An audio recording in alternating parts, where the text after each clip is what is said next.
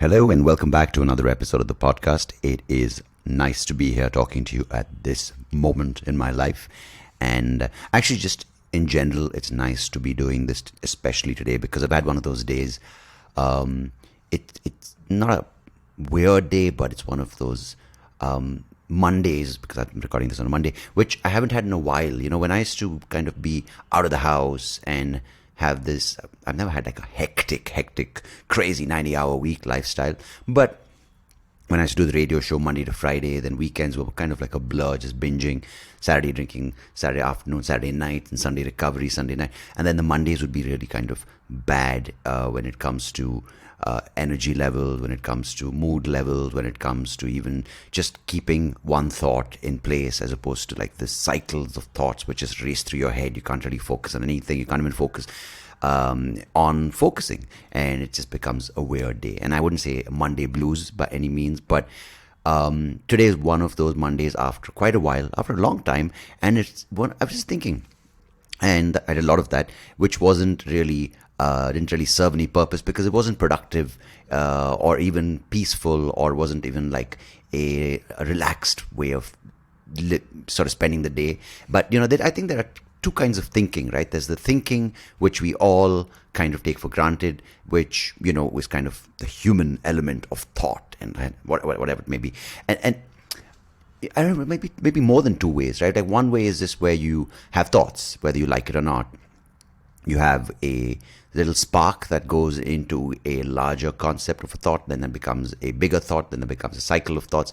And, you know, many of us get anxious thoughts. Many of those cycles become worse, become better. But we do a lot of things to manage our thoughts, right? And many of us, of course, I think all of us have negative thoughts, where we think of one thing, then we start building the story into something which has never happened. We speculate, what if he says this, and what if she does this? Then you anticipate the reaction, the consequences of that thought. And the next thing you know, you've created an entire scenario of events in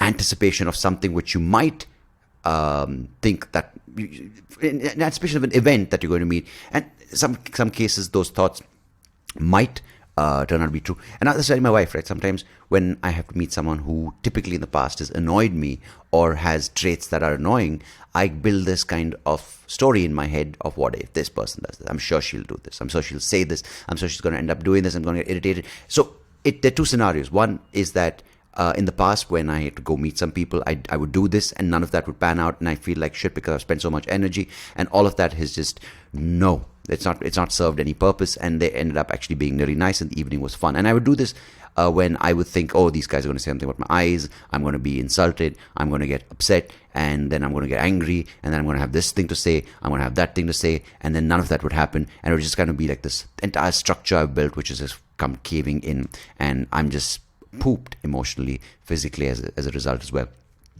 But sometimes I've realized that when you have these things, you build the story, you let all the emotional rage or the emotional the unsettling feelings all kind of rush through in that made up scenario. So when you do actually meet the person, you've kind of already kind of spent out the energy. I don't know if that's a healthier way of doing it. Many probably psychologists say, what the fuck is this guy talking about? But honestly speaking, I feel sometimes, because that person is, maybe now I'm doing this with fewer people who I know better and I can read better, because when I do that entire thing and I build this entire story, and in whatever scenario, it's not that fixed, it's not affecting me that well, that deeply, I'm not getting angry, but whatever emotion it is, I let it kind of play out in this sort of made up drama in my head, and the movie's over. The feelings are done, the feelings are spent, whatever it may be, the irritation's gone, the anger's gone, the annoyance is gone. So when I do meet the person, I'm able to kind of laugh it off, saying, you know what, I already watched this movie, I don't have to react to it at this point. So that's one set of thoughts. I think the other set of thoughts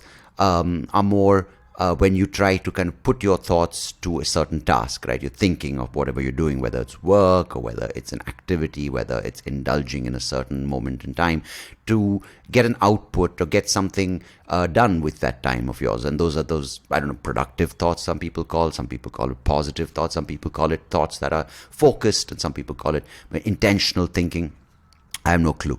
I don't have a term for it. But those are the thoughts which, you know, people say, you should do that. You should be in the zone. You should be in the flow. You should, whatever. They have these different books for it, and they have different ways to get to that state. Then there are the thoughts that I like, right? Which are the thoughts that are chill, the thoughts that don't really serve a purpose, but at the same time they do. But, they might not serve a material purpose of getting a task done or getting your homework done or getting a job activity, whatever that you're doing for the day, or writing a joke or writing a story. Yeah, it's good, but these are the thoughts that kind of fuel those thoughts. It's kind of setting the premise or setting it's setting the landscape in your mind to be that person who you are. It's these thoughts of daydreaming, right? And I'm not saying they have to escalate like the first kind of thoughts, which build up into this anxiety or anticipation or the speculation of what might happen. But it's a more relaxed. If you want to compare these kind of thoughts into songs, the first one is going to be more like this EDM or electronic music, which builds up to like, and then the second kind is more like this. You'd say classical, right? It's structured. I don't know. I'm not a big classical fan, but I'm assuming because a lot of people, when I read books, they're like, oh, these genius detectives. He goes back home, lights up his cigar, lights up his pipe, and puts on some Chopin, Swan Lake by Chopin, and then he solves the mystery in a second. And I'm like, oh wow, maybe Chopin, or maybe put on Bach, and I listen to Bach, and I'm just like, what the fuck?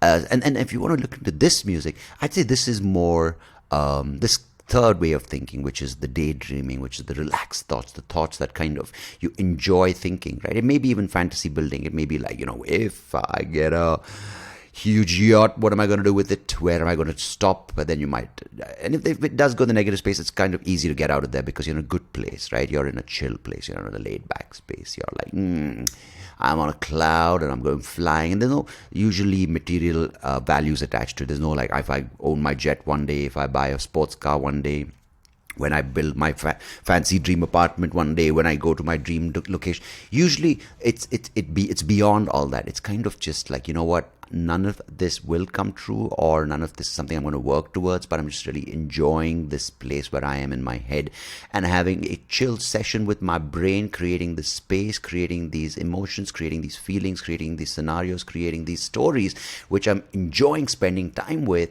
And that is more like, I would say, Louisiana jazz, or maybe even a nice kind of Caribbean, not reggae, but something like that. It's just kind of has this steady beat. It's up and down. It's even a little chaotic. It's a little erratic, but it's not jarring. It's not setting you off.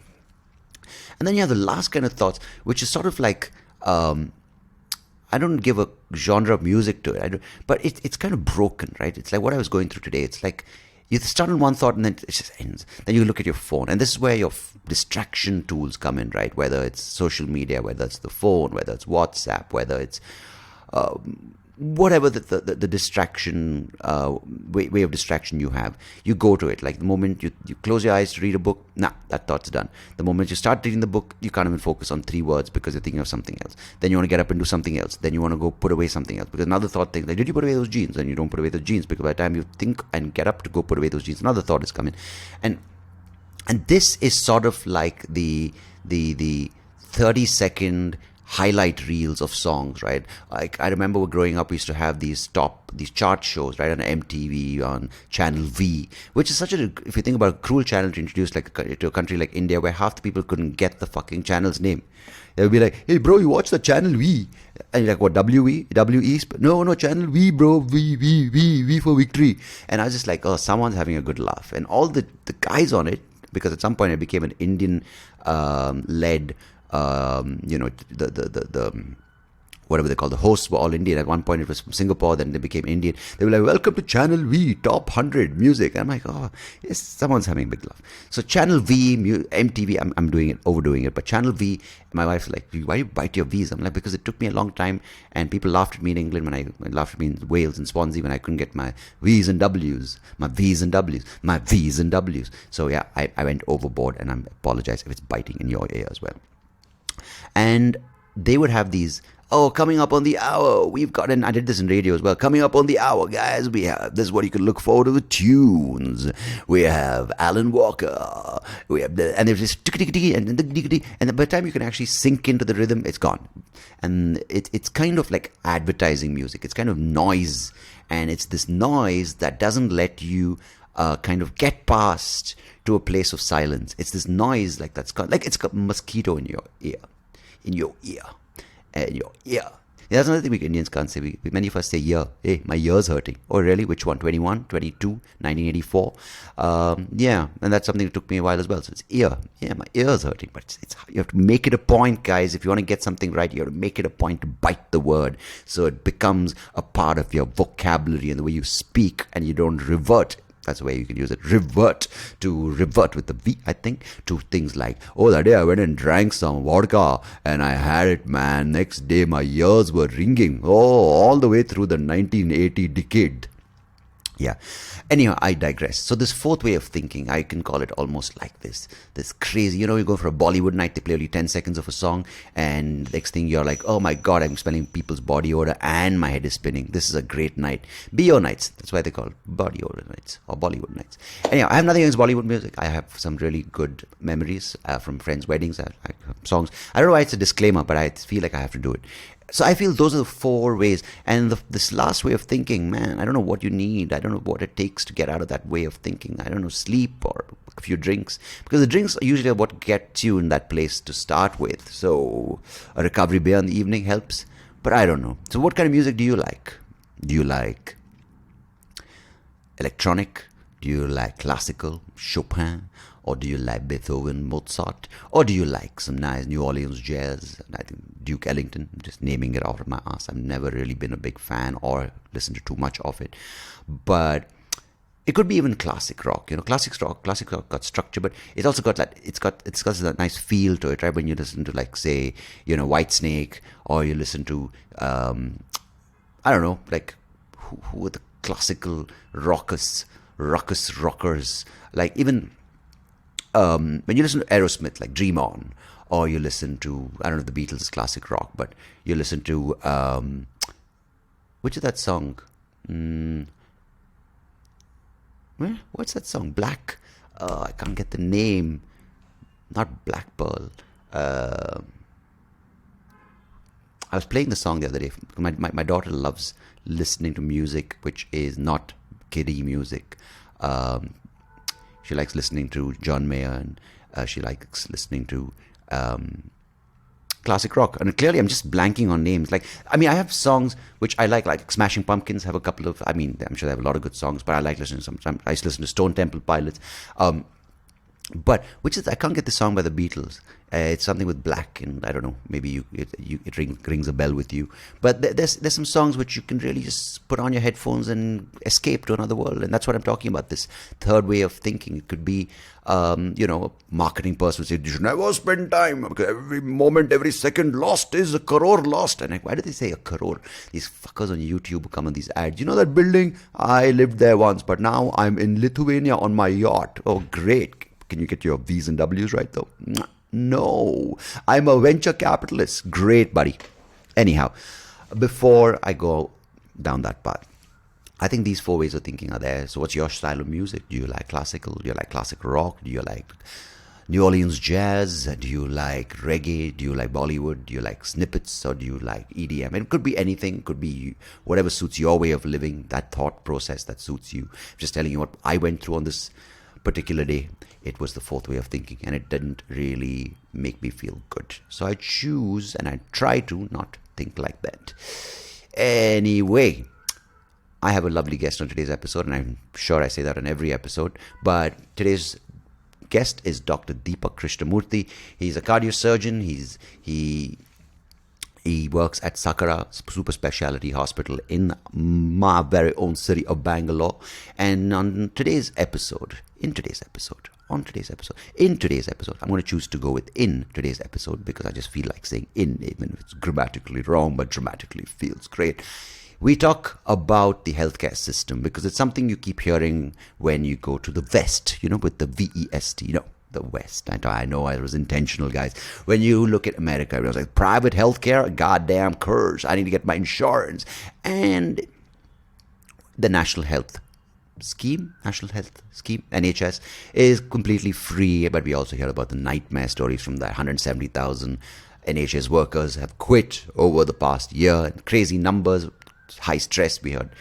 But of course, there are systems which exist for a reason, or maybe not, but there's also the corporatization of healthcare. There are companies running hospitals as a profitable business. Where do the patients come in? Where do they fit in? What is the healthcare provided? What is the process? What are the benefits of a corporate healthcare system? What are the benefits of a free healthcare system? What are the benefits of a government run? We have government hospitals in India, which we call the public, is called the government, which is funded by the government. But of course, none of us who have money go there because we think it's a nightmare. And there's so many questions we have when it comes to private healthcare, when it comes to public healthcare, when it comes to government-funded healthcare. And Dr. Deepak did me the courtesy of taking me through the various models, the benefits, the downfall, the scope for improvement, the future for the healthcare system in India, how the public health situation is looking, how it's going to pan out, and a whole lot more. And, well, my questions, I hope, answer some of your questions, and Dr. Deepak, I hope, will answer those for all of us. Great conversation and quite enlightening in some ways, and in many ways it might even answer some fears and some doubts and some things you might have which you've thought about your own health or your family's health or the future of your family's health. Anyway, listen through, listen in and out, and you might have your questions, and you will have your questions. Sound confident as a podcast host. Okay, you will have your questions answered by my guest today. Okay, cool. Anyhow, coming right now, right here, right now. That's another song by Fatboy Slim, but you can't call him that anymore. You should call body positive, cis male or cis something, negatively challenged DJ. Yeah. Anyway, I'm just rambling. I apologize. Well, coming right now is Dr. Deepak Krishnamurthy talking about healthcare and a whole lot more. Doctor, if you're listening, I appreciate it. And if you are listening, of course you're listening. Otherwise, how will you know I'm talking? Hey, okay. I appreciate it as always. Thank you for tuning in to every episode, week in, week out. Till next time, goodbye. God bless. Take care of yourself, my friend. Cheers.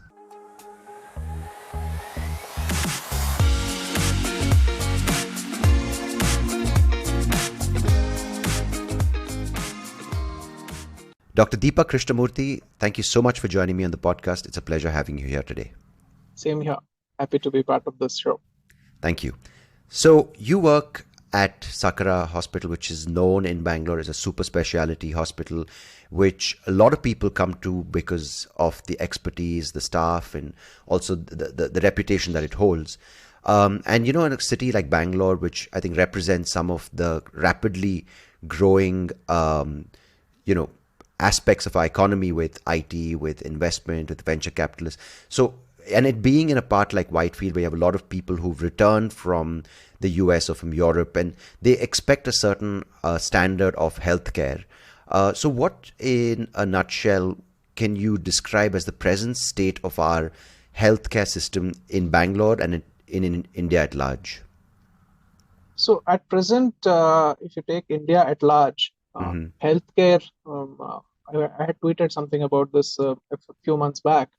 So at one end, you have the private corporate hospitals providing cutting edge technology, skilled manpower, including doctors, specialists and subspecialists, specialists across different fields, plus the ambience and infrastructure to house all these and provide a comfortable and cutting edge care to people who can afford it. Affordability becomes an issue at this end of the spectrum. Either you have to have a good medical insurance, or you have to pay from your pocket, which is quite difficult, considering the cost of some of the advanced therapies and medication and procedures. And then you have smaller hospitals and nursing homes, private again, but the cost being slightly less.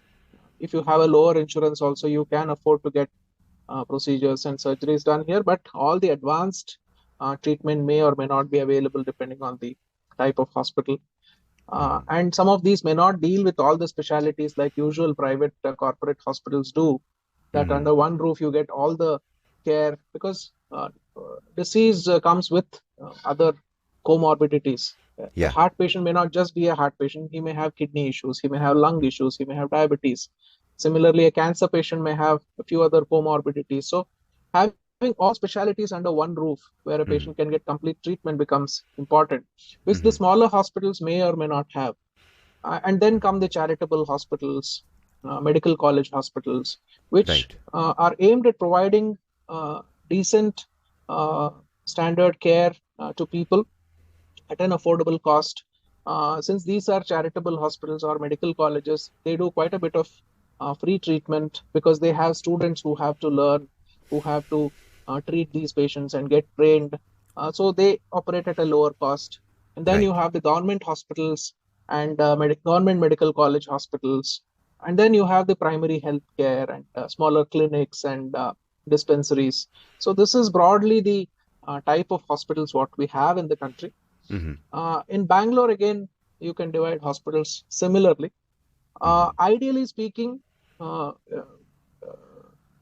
government hospitals at primary, secondary, and tertiary care should be more widely available so that people can utilize them more effectively, can go without any hindrance that this treatment may not be available, that treatment may not be available. Yeah. So when that happens, that is when I would say the society reaches that stage of refinement or development where anybody can walk into a public hospital or a government hospital and get the best possible treatment. Right. Unfortunately, because of the population, because we are still a young country after independence, Yeah. we are not like a 300 or 400-year-old country like some of the Western countries. We got independence in 47. So we are slowly getting there, I would say. And Yeah. it will take time. It takes some amount of trial and error and experiences over time for the government and the people to realize that that is where we have to reach ultimately, because Right. private hospitals, of course, are there and they provide the necessary care and expertise at this point, but in an ideal scenario, public hospitals should be as good and affordable or reasonably priced for most of the population to make use of it.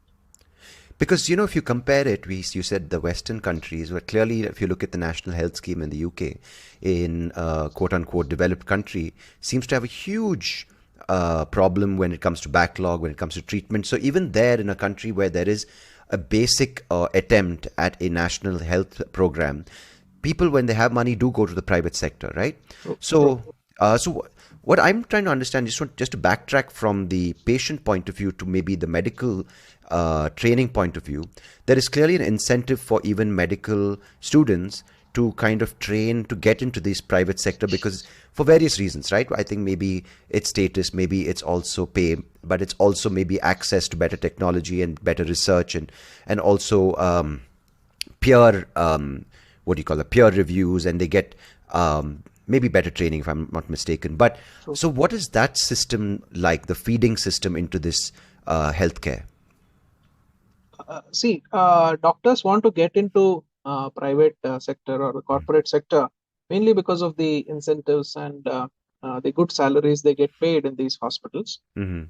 They do not treat a huge number of patients. They treat a decent number of patients where you can give individualized attention and care, um, compared to, say, a public hospital where the inflow is huge and you Yeah. may not be able to even talk to some of the patients adequately, examine them adequately, or provide the best of care. There, you are just supposed to see as many patients as possible and provide the basic care. Whereas in a corporate private hospital, there's more individualized attention and there is time and space available to explain, talk, counsel them, provide empathetic care. Although it comes at a cost, Yeah. doctors would prefer working in a scenario where there are relatively fewer patients, but you can give more attention. Yeah. uh, Salary is one part of it, but the comfort of working in a corporate hospital definitely is better compared to the private public sector, because there are a huge number of patients. You don't have adequate staff, you do not have adequate space and equipment to deal with some of these patients. Yeah. So that is where the difference comes in. Coming Yeah. to the NHS type of scenario, of course, it is a good system, but obviously because of political and other reasons, wrong decision making, it has grown into disrepute. People working there themselves are not so happy with the kind of pay, with the kind of you know policy decisions being taken. Uh, Right. at the end of the day, there's no perfect system. I get depending on what kind of population, what kind of patients we have, and what kind of manpower we have, and what kind of budgetary allocations we have to make do. We have to create Yeah. a scenario where we optimally utilize resources, maybe a bit of private, a bit of government, a bit of in between, like how India is. I wouldn't say India is an optimal system, but but there is something for everybody. Right. No, it's almost like an aspiration, right? Like if someone can afford a car, why would they take the bus? It's kind of that kind of mindset, right? Like we would, And even in a car, yeah, everybody would not go and buy a high-end Audi or a BMW. yeah, Some yeah, will buy a Maruti, some will buy a Nano, some will buy something in between. So there is something for everybody. That's what I mean to say. yeah. No, but I want to understand from a point of view of practice. You said the large volume of patients that come to a public hospital. Now, I remember when we spoke first over the phone a few days back, I was telling you about my experience when I was 8 or 9, and frequently after that going for my yearly checkups at Shankar Netralaya. The number of people with a certain eye disorder was a lot more than you would see, say, in a Mayo Clinic or a KCI Institute in the US, right? Which, of course, if I had the opportunity, and I think anyone would go to the highest institution when it comes to reputation, but the doctors themselves get a lot more experience when they see that many patients. So, what is your point of view when it comes to a doctor being put in that environment to see that many cases just by sheer number of just for the practice point of view, like your exposure to that kind of So when a doctor is in the training stage, mhm. definitely working in a high volume center, doing your degrees, say MD or further in a high volume center, makes a lot of sense. Because you get to see more and more patients, you get to see different varieties of patients across different disease categories, and you Right. get to learn, and uh, teachers get opportunity to teach and demonstrate the different cases and everything.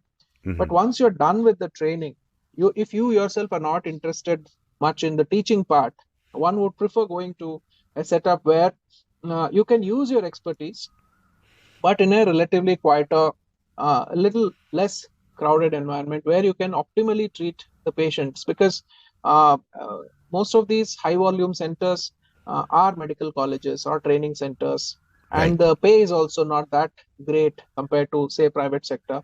So what we usually see is people move from such a setup to a private setup over a period of time. May not be immediately. Many of them work in the same place for 5 to 6 years, further hone their skills, train other people, then come out of the system. Then the cycle repeats.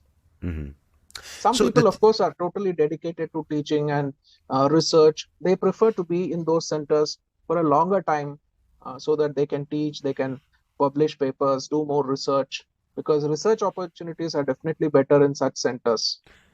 the thing is, there is this pride of the medical profession, which is, of course, long lasting, and fair enough. I think that there is a lot of dedication involved in the studying, in the preparation, and also the commitment to the patient and patient's health. But how much has the theoretical side of medicine and medical teaching grown over the past, say, 20 years? And is there a disparity between the practical side and the theoretical side in the Indian medical education system? I would say at the MBBS level, that is the undergraduate level, mm, there can be some disparities, because Okay. that is still mm, at the medical college level, and teaching still runs a few years old, in the sense the same kind of teaching exists. Students are taught the similar clinical scenarios, but it is changing, because most Right. hospitals now have specialities and subspecialties, and medicine doesn't medical teaching doesn't really have fixed syllabus. Okay. So, for example, in an exam, even in undergraduation, the latest thing can be asked. Potentially, there is space for newer advances and technologies to be asked about. You can be asked about those in your viva and practicals. So there is no limit to what they can or they cannot ask. There's Right. no fixed syllabus per se. And since specialities and subspecialties are part of medical colleges now, and these doctors also are involved in teaching the medical students. There's not much difference between what is taught to the students and what is actually practiced. And as you advance above MBBS to MD or MS, and later on to super specialization, say in cardiology or neurology or nephrology, this becomes even more closer to how we practice in real life. There's not Right. much difference at all. Right, because sometimes the breakthrough things happen, say 2023, there's something really tremendous when it comes to, I was reading recently that, the company Moderna has now announced that they possibly have a vaccine for certain forms of cancer and possibly in the next 5 years for certain kinds of heart-related diseases.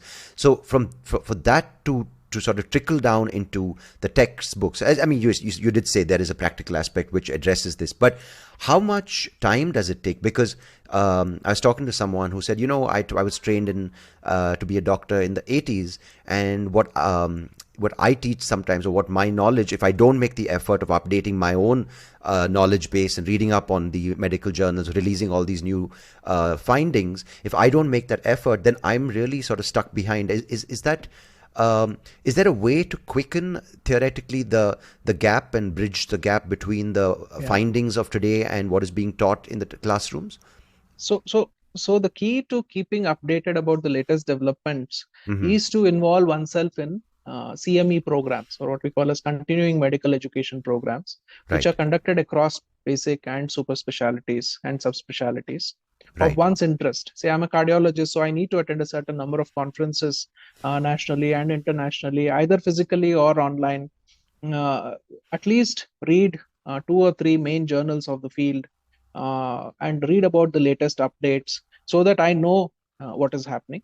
In addition to that, there is a constant interaction of the doctors with the people in the pharma field, people from devices and other, say, stents and balloons and other disposable, what we use in cardiology, or surgical equipment for a surgeon, robotic systems for a surgeon. So we all keep in touch with different fields, as well as read our own journals and attend conferences and CMEs and keep abreast. And even in medical curriculum, for example, in specialties like cardiology, nephrology, neurology, one paper in theory is completely on newer advances and technology.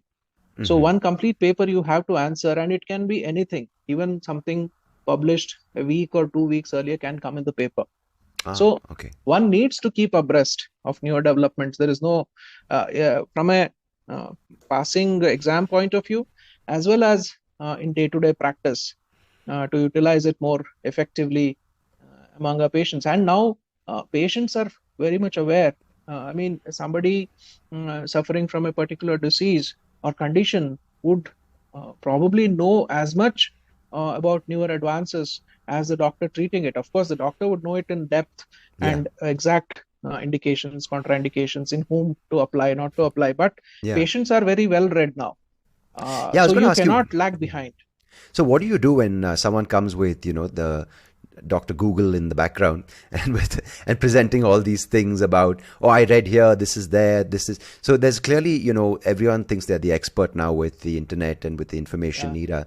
So how do you kind of mitigate that, saying, I know what you're saying, but at the same time, because in medicine, of course, whether it's mental health, because there's a lot of self-prescription happening, right? People saying, I'm going to do this because I read online, this is going to help. So clearly in a field like medicine or even engineering or aerospace, you do need experts, and you can't self-medicate or you can't self-prescribe these things, because there is a certain amount of knowledge and expertise which are important. So where do you draw the line, and how much do you encourage a patient to know and just say, what, okay, good that you have this information, but also how much do you draw the line saying, okay, this is enough, this is where I step in? See, when a patient talks about something they've read about, they came across in, say, a newspaper or in an article, or somebody forwarded to them, or one of their relatives got this treatment done in so and so hospital. We generally listen to that, and if we feel that it is something important and applicable in this patient, we tend to discuss that further as to why it may be possible to do in this particular patient, or may not be possible due to whatever reason. But if it is something totally out of a WhatsApp forward, which doesn't really carry any weightage, something of a hoax, which you obviously know that it doesn't work. Like recently, there was this video of this gentleman saying you chew ginger till you cry and your heart attack will go away, your block will go away. I Right. mean, something as ridiculous as that. I mean, Yeah. people do come and ask us about these things as well. So Yeah. when it is a completely out of line question and you obviously know that it doesn't make any sense, you tell them Yeah. that, see, these are not really important and you should focus on what we are telling you. But if it is something which is helpful and we know that this is something coming up, it may be available in some hospital or it may be soon available with us, we discuss it in detail and give them the pros and cons. There have been times where I have told my patient that, see, I do not know about this drug. Let me read about it. Or I do Right. not know about this particular thing. Let me talk to somebody. We'll get back to you. It is always better to say that rather than dismissing that, no, this is not important. I mean, we should Right. sometimes keep our ego aside because it is humanly not possible to know everything, even in your own field, which Right. You know, the because I was patient may have read about or heard about. right. No, which is important, but at the same time, I was talking to a friend who's a psychiatrist. He said, my issue is when people go online and there's a community, especially during the lockdown, there was a lot of these groups that was like, oh, I'm depressed, I've been through depression, let me help you. Which now there's a fine line between saying, you know what, let me be a friend who can talk to you when you need me versus medical help when you really need intervention, which could prevent a lot of, situations which could go really bad. And now even someone who says chew ginger, it's very easy to put it online because there's no consequences for that message. But when something does go wrong, they come to you because you have to intervene, whether it's with medication or surgery. So how, as a doctor, how concerned are you and is the medical community about these popular sort of people, influencers or people coming online with these WhatsApp forwards or these messages? How do you kind of prevent it in one way and also say, you know what, okay, it's going to happen inevitably? So where do you as a community and as a doctor sit on this? It's a very, very important question, pertinent question, because across fields, be it cardiology, be it any other field, cancer therapy, we all doctors discuss sometimes on Twitter, sometimes in our meetings, that Right. there are so many patients like this who could have benefited if they had come early to the doctor, taken the prescribed treatment, but they fell prey to one of these online lectures or talks, or Right. somebody giving a miracle cure for cancer or heart failure or heart attack, Hmm. and landed up in huge trouble, many a Yeah. times losing lives, landing up in severe complications which are irreversible. This has become part of our practice. We every doctor across fields will have such patients in whom things would have been different if they had listened, Right. if they didn't go behind these miracle cures. But the human mind works that way. We always want something like that. I may have smoked for 20 years, but today when I get cancer, I want it to be cured in a day. Yeah. Uh, Yeah. that is how the human mind works. Yeah. And all we can do is try and educate more and more people, use social media, use other modes where we can educate people. We can try to remove these myths, put out more and more content which is more scientific and evidence based. That's Yeah. the only way to fight it, because, of course, regulation from the government, from agencies like Medical Council of India or the NMC, which is called now, and the IMA, have to put in more effort to dispel these myths.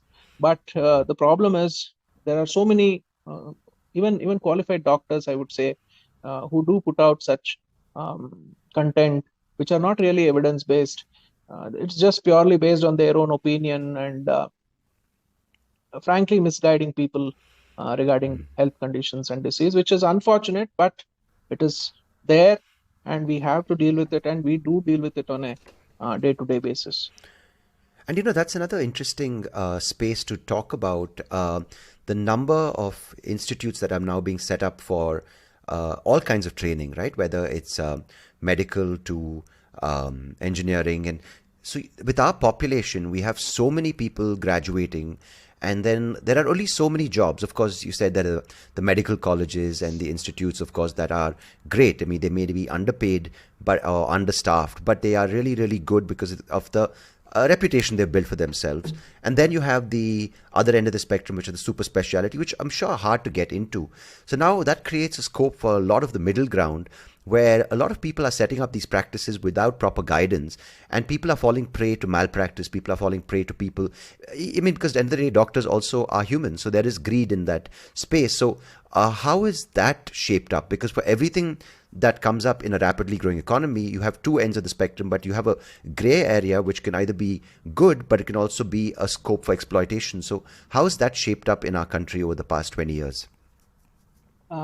Regulation, I'm sad to say, in our country is very lax.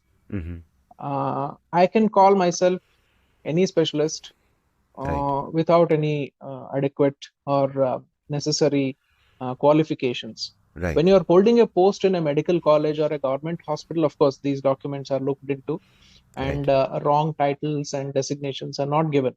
But when people are on their own, when they open their own clinics, everybody calls themselves a diabetologist. Everybody calls themselves a cardiologist. And there's no real regulation here. And unfortunately, people do not know, or they do not have the wherewithal to cross-verify these qualifications or the claims of these doctors, that whether this doctor is really trained, is really qualified to do this thing. And that is where I think regulation has to be more stringent. Audits and verifications have to be more crucial and more effective. Right. Which unfortunately is not there as on today. And people get away with it. Doctors get away with it, which is not correct. Which is very unfortunate, because it's not even about your income bracket, but many times people who say middle class, upper middle class, go for this out of, I heard from a friend there's a clinic down the road and I went there, and the complications that arise as a result are horrible. And but more often than not, it happens in the lower income groups. So what I want to understand is, you said we have these different brackets of hospitals, right? From the most private to the most public. But diseases themselves don't discriminate, right? So whether it's heart-related, say something as simple as cholesterol-related diseases or other kinds of diseases. I mean, of course, some are very, very specific and they don't happen to a larger population. But how is that panned out? Because do you see a certain trend in our population across income groups when it comes to heart-related matters? Yeah, heart-related problems are not just limited to rich or the urban population. Heart diseases also happen among poor people, among the lower socioeconomic strata, among the rural population. But of course, the type of diseases that happen among different social strata are different. For example, we have lower socioeconomic strata dealing more with congenital heart disease, or people born with holes in the heart and other anomalies. Rheumatic heart disease, or which predominantly starts with a throat infection with streptococci and later causes valvular heart disease, leading to valve replacements and interventions. These are more common among lower socioeconomic strata, whereas among the upper socioeconomic strata, you have more of lifestyle-related hypertension and heart attacks and related complications. But heart disease does affect all strata of the society. And even among the poor, if you see, there is a rural poor and there is the urban poor. Yeah. There are people in the city who live under miserable conditions. And so you have an entire gamut of diseases affecting irrespective of socioeconomic strata. And as I told you, some of these diseases require specialized care, surgeries, interventions, which are expensive. The Indian government does have certain schemes like the Ayushman Bharat scheme, which caters to the below poverty line people. But the number of patients is so huge. And the number of doctors taking care of these conditions, the necessary specialists are so few. And the hospitals where these procedures can be done are still not that many. Although in a city, you may see that everywhere there is a hospital. When you take it per capita population, the hospitals are not that many. And the number of specialists is not that huge. So there is a huge discrepancy. And because of which there is a huge backlog. There are a lot of patients waiting to be operated, waiting to even see a specialist. especially in government hospitals and setups. The thing is, doctor, you see a trend right now across India with this corporatization of everything from education to even to a certain extent the healthcare system. So how good is that? And as a doctor, how much does that ease out the process and make things more sort of smooth and free flowing when it comes to admission, when it comes to keeping checks and balances? And to the other end is how much has it taken out the personalization ability for a doctor when it comes to the way they practice and when it comes to the intervention of pharmaceutical companies? So what happens is in a private hospital, obviously a corporate hospital has been put up with the intention of making profit. Yeah. You will not have venture capitalists. You will not have different private entities investing in healthcare if they cannot make a decent profit. Yeah. Otherwise, they would do some other business. Why would they want to open a hospital? Why would they want to hire so many people and manpower, put up infrastructures, buy costly, expensive equipment, and then do it for free or no profit, no loss? It won't happen. Yeah. So obviously, when there is a private or a corporate healthcare entity, they are looking for profits. But if you compare to, say, some other industry, the profits are not that much. Right. It may be consistent. It may not be too much variable like in other fields. Like, for example, during COVID, everything else collapsed, but the hospitals and the healthcare still was profit compared to other fields. But there are consistent and decent profits, which is the reason why private entities are there. Yeah. And they are also there because there is a gap. Because there are not enough tertiary care centers, there are not enough government hospitals, there are not enough government infrastructures and manpower to deal with the huge disease burden we have across socioeconomic strata. So as I told earlier, you have an entire spectrum of hospitals which treat these patients. And these private entities and corporate entities are there because the gaps exist. Yeah. And obviously they are making use of that gap and they are providing service. Yeah. I mean, they are providing service. It's not that they're just making profit. They are filling a huge gap in healthcare, which would have been otherwise untenable. But they do make profits. So when people come to these hospitals, either they have to have some scheme which covers them, or they have to have money, or they have to have good enough insurance which can help them get treatment. Whether it is difficult for a doctor, not really, because the doctors, most doctors work in these hospitals for a salary, and they provide services. The profits are not really made by the doctors. Right. The doctors are just providing service to the best of their ability because they have the infrastructure, they have the manpower, they don't have to worry about those things, which you have to, say, in a government hospital. If I'm operating in a government hospital, not all, but most of them, I'll be worried about where are my instruments, what will I need, whether I have everything required for this procedure, whether I have an adequate manpower to take care of this patient post-operatively. All those will be on my head. Whereas in a corporate hospital, I do not have those worries because I know that these are taken care of and I can do the best of my effort. And that seems stressful though, right? Imagine thinking, okay, I'm going to do the best I can. I'm medically trained to do this, but is there a nurse who's going to show up? Is there going to be enough equipment for post-care? Is there enough hygiene, which is another secondary infection? That's very stressful situations to work within. True. I mean, all my colleagues who work in government setups, in government hospitals, be it smaller district level hospitals or higher level hospitals, tertiary hospitals, they have to work, I would say, 3 times harder than me doing it at a corporate hospital, because they have to worry about everything. Even residents who are training in these centers, because I myself have trained in SMS Medical College, Jaipur, there's a huge burden of patients, a huge amount of responsibility, and things not as freely available as in a corporate hospital to do your work. So government doctors, whoever are doing across different levels of care, they are doing a fantastic job under the existing circumstances. And the system is holding on because of the hard work of these doctors and nurses and technicians who work in these hospitals, and the residents who are training there, and the medical students and interns. Otherwise, it would have been a very difficult system to stand up even for a day. And are the medical supplies, the drugs, the procedures, are they all the same, or is there a disparity there as well between private and government? There will be a disparity because in government hospitals, most often the care is either free or subsidized. Right. So they cannot really have the luxury of using as many consumables, as many disposables, and the advanced medication and stuff what I would use in a private hospital.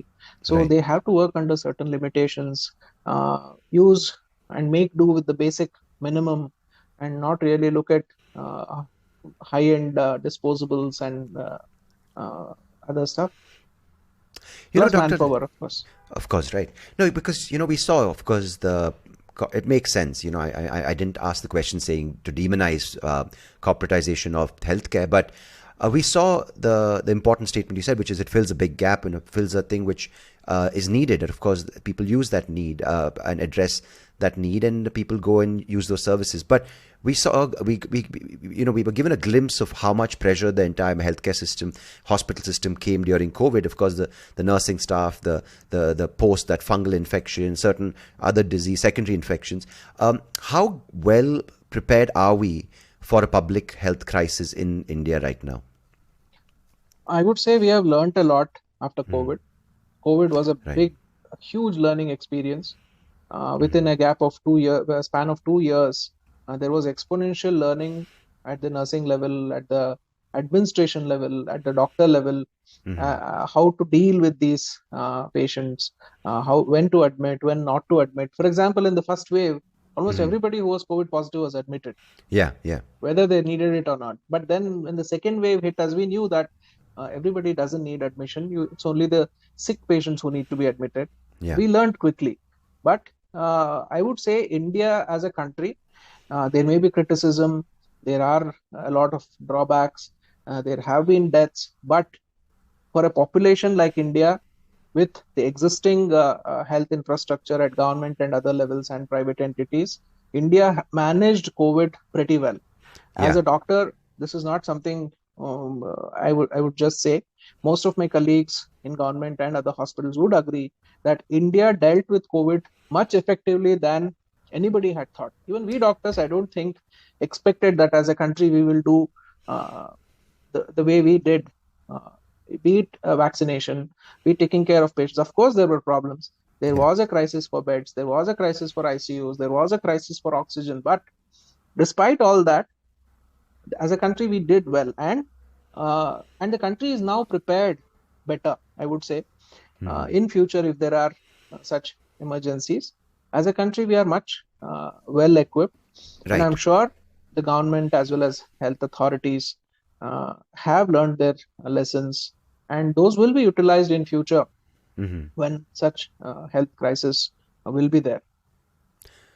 No, that's no. I mean, of course, the thing, there is a lot of, again, representation of how things were, because it's so easy to rant on a tweet or a WhatsApp group saying, "Oh, this hospital turned us away," or this there's an misappropriation of oxygen tanks. So you hear all this. So it's good, like that someone like you, who's in the heart of it, in the thick of things, to give a clear explanation, because these things need to be dispelled at a level which is only possible when someone is so involved in as a doctor like you, and someone who's got the expertise.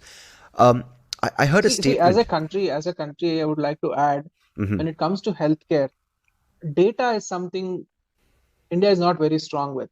Yeah. It is not only with COVID, even before COVID. Right. If you ask for any data, for example, how many heart attacks happen in India in a year? Right. How many angioplasties are done in a year? How many, cancer diagnosis is done in a year? It is very difficult to get these data. How many deaths happen due to heart attacks in a year? Because our reporting system, our death certification, these are all not computerized completely. Some parts of it are still working manual level. So there is a lot of underdiagnosis, underreporting, over-reporting. So our data is not really strong. computerization has to happen more aggressively in the healthcare segment across primary, secondary, and tertiary care levels. And we need to have more data. Then, when a pandemic like COVID is there, we'll also have better data to say how many patients actually died, how many patients actually were hospitalized.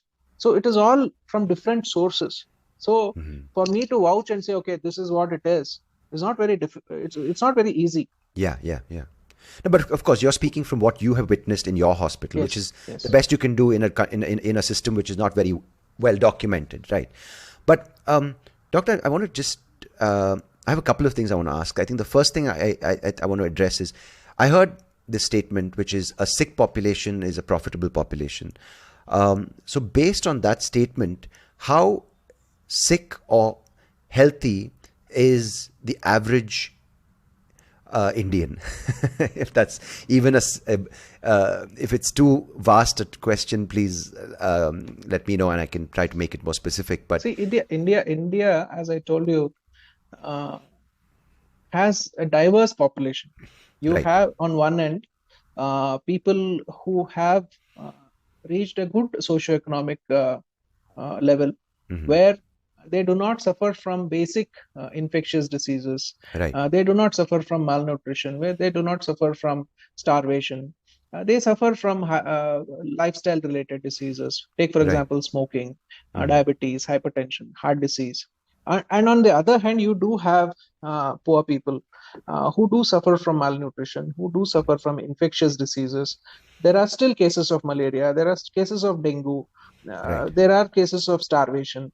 You have both ends of the spectrum in India and everything in between. So Let's talk as a obviously, cardiologist, because I know it's a vast question. As a yeah, cardiologist, as a how is our heart cardiologist, health in comes to a middle class, to the growing population, which seems to be more affluent, which everyone talks about in studies, saying the Indian middle class has more purchasing power. You see a lot more of them traveling internationally. You see a lot of them who have a little better. And sorry for interrupting, but I because you're a cardiologist, you specifically work in this space. How is this population's heart health going in present day 2023? so as a ethnic group, Indians are at the highest risk of developing heart disease. Okay. Among the entire world population, Indians are at the highest risk as an ethnic group because of genetic reasons and other reasons.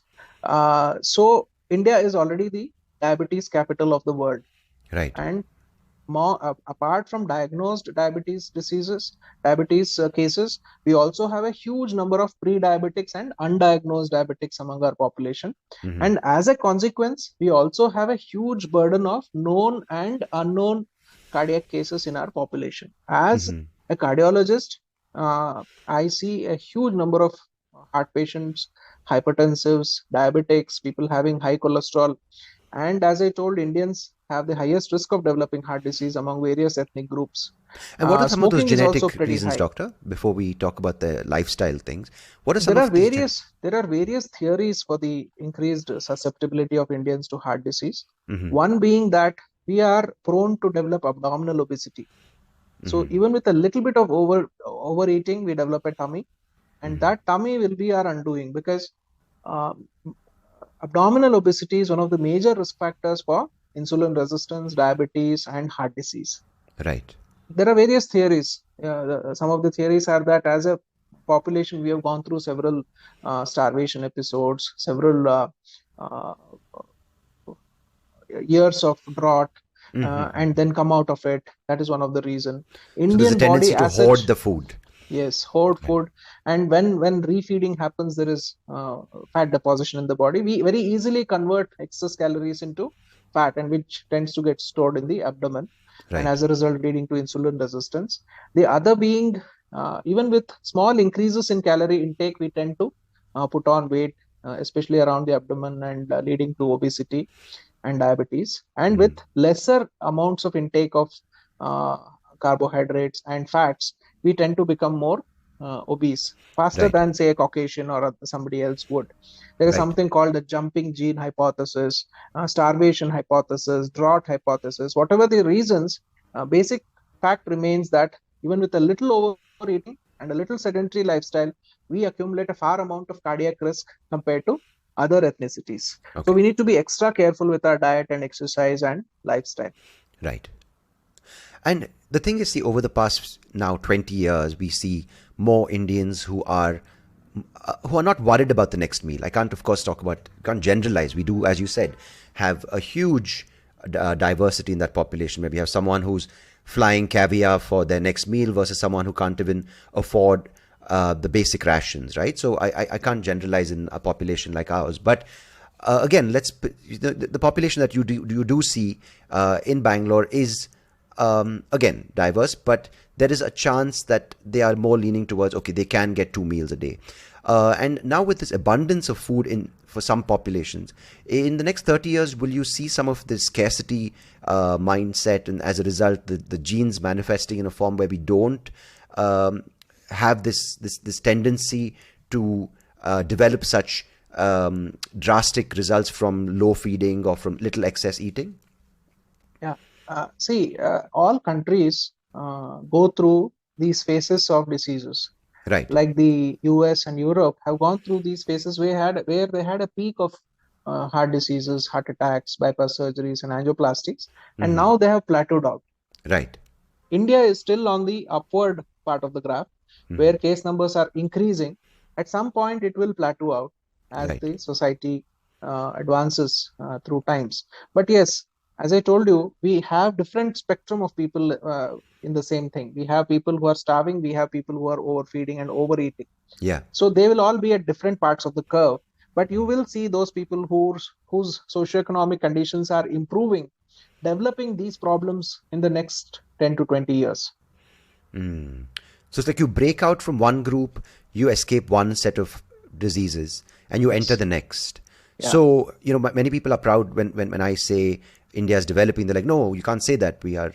Or if I say India is underdeveloped, we'll say, how dare you, right? It almost becomes a patriotic issue when it clearly seems like the signs are there to see, not in our GDP, but in our population, in the health of a population. So how far are we from getting some sense of escaping from the underdeveloped status as a country to some level of, okay, that there's a general level of basic health in India? I would say at least we are 2 decades away from that. Okay. So about 20 years from being considered as generally a level of basic health. Okay. Okay. And even the healthcare structures to mature and reach that level where you have a fairly decent coverage for the entire population, I think it will take another 15 to 20 years. Okay. So that, I mean, it's promising. It's not great, but it's at least on the horizon, right? Yeah. As long as we are improving and not deteriorating, it's always better. Let's try staying positive, right? Because there is that tendency, or that there is that possibility as well. So on that note, we are known famously in India for a lot of under dealings, right? The black market, black money, if you want to call it as well. How much of that is there in the medical industry? And as I said, these are questions I'm posing to you, and please, you can say that's absolutely relevant if it is. But, when it comes to organ donating, when it comes to the illegal organ market, how much of that is actually true versus how much of it is rumor that is being exaggerated? It's a rumor that's being exaggerated. Okay. When it comes to organ donation, India has such stringent rules. Okay. That it is in fact counterproductive. Right. People who are in transplantation, be it renal transplantation, liver transplantation, want the rules to be a little more flexible to allow more and more people to have organ transplantation. In fact, Indian rules are very rigid. So it is impossible to break these rules and do the kind of filmy organ transplants for money. Take kidney from this fellow, give it to that fellow. Right. These are highly improbable and situations which happen only in movies. That's good to hear. I mean, it may be happening 1 or 2 places here and there, but largely it's a very, very tightly knit, tightly controlled part of medical profession. Right. And licensing, renewing of those licenses are all very stringent processes, which are difficult to bypass. That's good to hear. Again, these one of these things that need to be heard from someone like you, because otherwise it's one of those things, you sit down at a bar or a coffee shop, you're like, man, I heard about this guy who got a kidney from this village, and that person was shipped overnight by bus, and they were shipped back without any documentation. So, sadly, as you said, there may be the one or two odd cases, but for the most part, people talk like kidneys can be carried in lunch boxes and given it to somebody. It's not so easy, and it's not so easy to transport organs Right. across places and give it to people. I mean, like I told, stray incidents may happen. In fact, we have underutilization of transplantation facilities across hospitals because people do not really come forward to donate organs, especially when somebody dies of road traffic accident or due to other reasons. There is underutilization. There is still a long way to go to properly utilize the available organs in our country. Mm-hmm. So, doctor, you hear sometimes with this technology, we spoke about things like gene editing before we started recording, and sometimes you heard about it going too far with CRISPR and some doctor in China using it to edit out certain characteristics and certain genes and enable certain Chinese babies to be born with blue eyes and blonde hair. And again, I could be wrong. Again, this is maybe hearsay. But how much of gene editing can be applied when it comes to editing out these certain genes and traits and the manifestation of these genes that Indians carry, which make us predisposed to heart-related diseases? Yeah. So there are several genes and sequences which have been identified, which carry an increased risk of heart attacks, increased risk of hypertension, high cholesterol, increased risk of heart failure, certain arrhythmias which can lead to cardiac arrest. But the thing is, each of these conditions is quite heterogeneous. It is not one gene or one sequence which you can change. If you change that, there will be another which will still cause a problem. So most of these diseases, if you see, are multifactorial, and not one thing determines the final outcome. For example, in heart attack, most cases of heart attack have multiple factors like smoking, hypertension, diabetes, obesity, family history, and the genetic component may or may not be there in each case. So except for those very few cases of purely genetic cardiomyopathies and certain channelopathies causing sudden cardiac arrest, I don't think gene editing will play a very huge role in preventing some of these diseases. They will still have to be fought out the hard way by changing our lifestyles, stopping to smoke, exercising regularly, eating more healthy. And it is going to be a long drawn, sustained battle, which you have to do in order to prevent these complications. We all wish there was one short thing to change, like one gene to be edited or something, but that will be applicable to a small subsegment of heart diseases. And in a way, that's life, right? Life comes with ups and downs. You make some right decisions, some wrong decisions. So on that note, actually, before we start winding down for today, I think there are people listening today who are in their 20s, in their 30s, in their 40s, 50s, or maybe even older. So as you said, some of the things are not in our control. We're born with it. And until a day comes where we can genetically correct ourselves, maybe through a click of a button or implanting a chip in our bodies, who knows? What are some of the things that we can start doing? Say, I've graduated from college or I have a job, so I don't have to worry about the food I can afford or the food I get. But at the same time, I have the ability and the time in the day to spend on my health. So what are some of the preventive things, or rather some of the things you can introduce into your life that can put you on the right track to not sort of spiral out of control or head for heart disease or heart-related issues in the foreseeable future? I would say we have to start a decade earlier than you mentioned. Right. These changes in lifestyle have to start in teenage.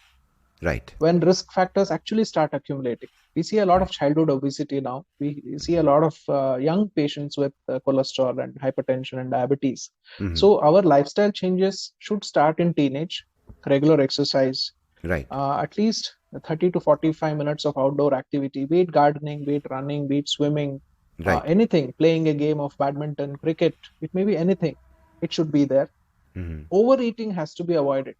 I wouldn't go into specifics of diet, eat this, eat that, but generally eating less refined food, eating less sugar and sweets, not eating too much of junk food on a regular basis, eating more fruits and vegetables, and sticking to generally homemade food and not eat out too much helps. Right. Smoking is something somebody should never start.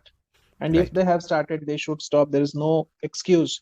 The only people who are benefited by smoking, one is the cigarette company, and the second one is the government, which collects taxes on that.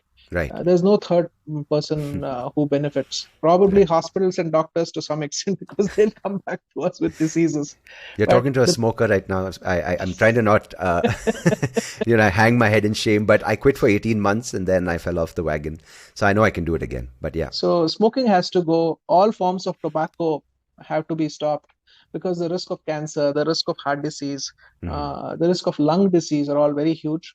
Right.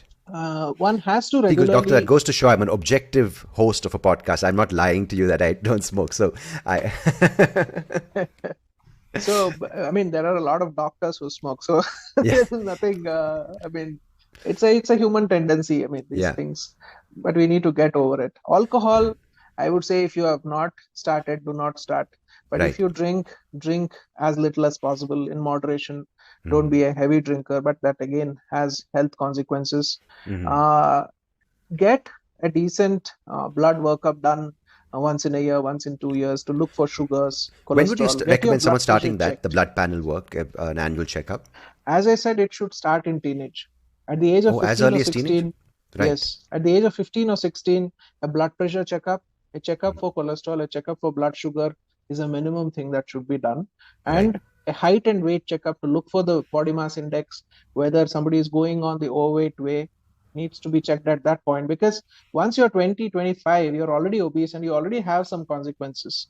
Right. So So it the should be undoing started right at process. the age of 15, Right. 16. Because Right. insulin resistance starts in teenage.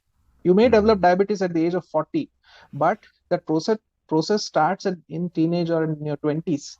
So it should be started right then. And if you are diabetic, if you are hypertensive, see your doctor regularly.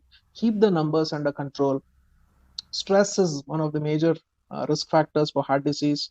So you need to keep it in check. Of course, everybody's life is stressful nowadays, Right. but dealing with it in a appropriate way, taking help when required if you're too stressed or anxious or depressed, Right. and keeping our surroundings, be it family, among friends, in work, more peaceful and more cordial, goes a long way in reducing our stress levels and keeping us healthy. No, that's great advice, and it makes for a better life. And some things are not in your control, but if you can put the right things into your mind and your body, I think it seems like life, and more than life, I think your body will reward you with the right experience that you can have. I want to ask you something which I've been practicing, following, reading up on, and very interested in for the past year or two. And I would love your thoughts on that, and also for the people listening. What is your take on time-restricted feeding and intermittent fasting as a thing to introduce into your life on a daily or weekly basis or monthly basis even? See, intermittent fasting, although there are some conflicting studies, does provide benefit, especially when you're trying to lose weight, when you're trying to restrict calories, and even for patients who are pre-diabetic and diabetic, it does help. I myself do intermittent fasting. Right. I generally do not have breakfast. I have dinner and then have lunch on the next day. So 15 to 16 hours of intermittent fasting I do on a daily basis. Right. And this does help reset the system. It helps in restricting calories, most importantly. Right. And it doesn't depend which meal you forego. Some people cannot sustain without breakfast, but some people can do without lunch. Some may be able to skip dinner. It doesn't matter which one you skip. Right. As long as you skip a meal and restrict those calories. And another important thing is not to overdo the other two meals. Because you have skipped a meal, if you're overdoing your lunch or overdoing your dinner or snacking heavily in between, that will negate the whole process, because your overall calories will still be the same. Right. Yeah. That's brilliant, And doctor. the other thing which I want to add, which I forgot earlier, is each one of us should learn CPR, because we do see quite a bit of heart attack and cardiac arrest around us. So we should teach CPR to more and more school kids, office goers, and everybody should know CPR. In every house, in every household, in every office, some people should know how to do CPR. In fact, everybody should know, because you never know when you'll need it. It may save a life. And where can someone learn, doctor? Is there a center? Is there an online resource that you would recommend? Online resources are available, as well as hospitals. Most of the hospitals conduct BLS, or basic life support classes, where you Okay. can go and learn CPR. Okay. No, that's, I think, ACLS is advanced cardiac life support, that is required for nurses and doctors and technicians. But right. common people can learn BLS, basic life support, which teaches about reviving a patient, chest compressions, and the basics of CPR, which anybody can learn. And I think for a parent as well, I think is a very important skill, right? Like to just have.